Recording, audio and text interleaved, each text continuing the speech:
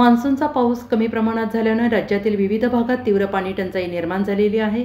ग्रामीण भागातील नागरिकांना पाण्यासाठी भटकंती करावी लागत आहे। काही ठिकाणी वीज पुरवठा खंडित झाल्याने देखील पाणी मिळण्यात अडचणी निर्माण झालेल्या आहेत। बीड जिल्ह्यात शिरूर कासार तालुक्यातील गावांना देखील पाणी टंचाईचा सामना करावा लागत आहे। शिरूर कासार तालुक्यातील हिंगेवाडी गावातील एका महिलेचा पाणी भरायला गेल्यानंतर विहिरीत पडून मृत्यू झालेला आहे। या महिलेवर कुटुंब चालवण्याची जबाबदारी होती, मात्र तिचाच मृत्यू झाल्याने कुटुंब उघड्यावर आलेलं आहे।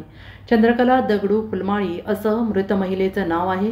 कौटुंबिक जबाबदाऱ्या सांभाळणाऱ्या महिलेच्या मृत्यूने हिंगेवाडीतील फुलमाळी कुटुंब उघड्यावर आलेलं आहे। बीडच्या शिरूर कासार तालुक्यात सध्या भीषण पाणी टंचाई निर्माण झालेली आहे। प्रशासनाच्या वतीने पाणी टंचाई निर्मूलनार्थ प्रयत्न केले जात आहेत। 2 दिवसांपासून लाईट नसल्यामुळे विहिरीतून पाणी आणण्यासाठी गेलेल्या महिलेचा पायरीवरून पाय घसरून विहिरीत पडल्याने मृत्यू झाल्याची घटना हिंगेवाडी या ठिकाणी घडलेली आहे।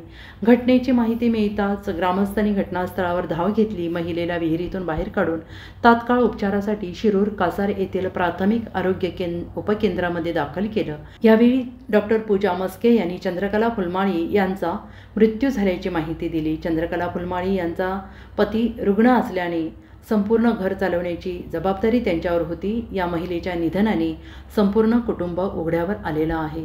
Bureau report SBN Marathi Beed.